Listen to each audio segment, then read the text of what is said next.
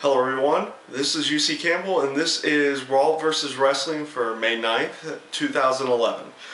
And to be honest, tonight's Raw was, well, not one of its greater moments again.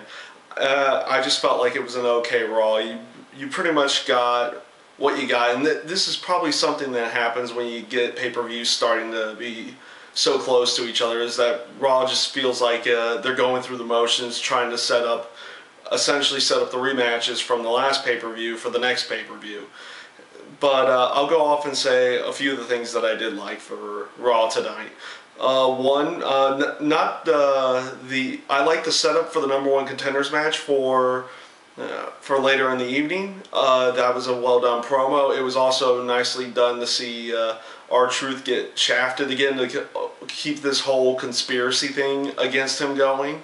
So that was one thing I liked.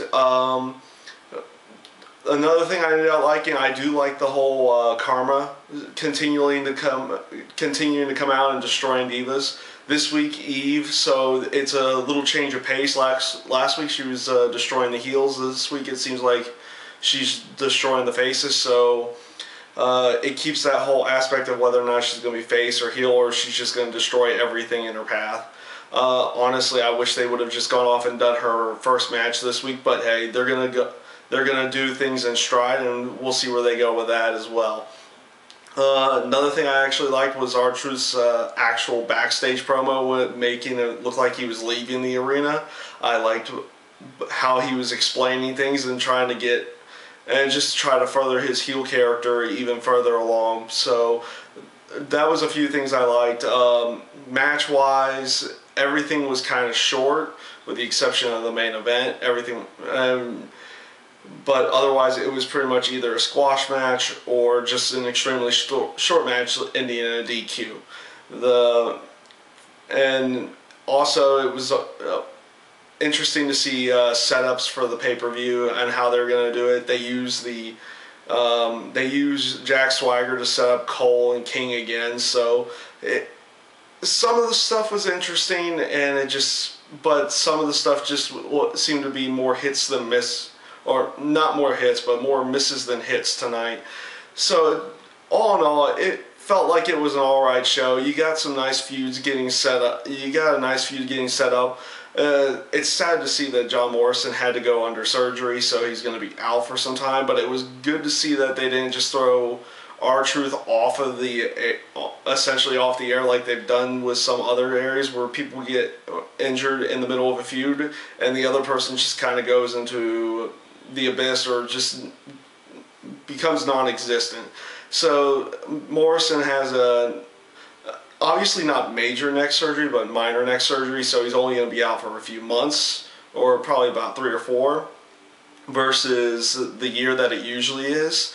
So instead of just taking R-Truth off the air, they set him up with they're setting him up in a feud with Rey Mysterio.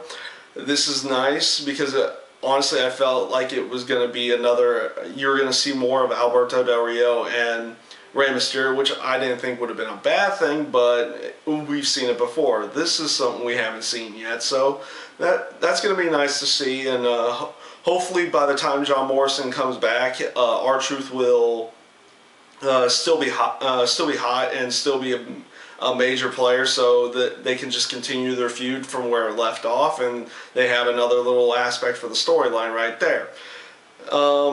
I don't know where they're going to go with Alberto Del Rio right now. He doesn't really seem to have a feud going with anybody, because you were thinking initially it was going to be Rey, but now they've switched it over to R-Truth, so Alberto's kind of in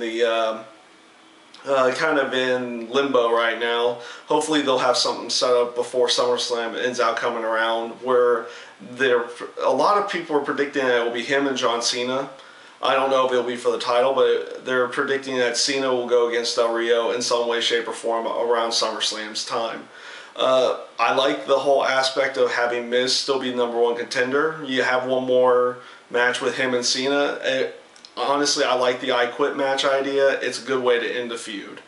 But for an all in all, this week's Raw, it was an alright show. More misses than hits this week.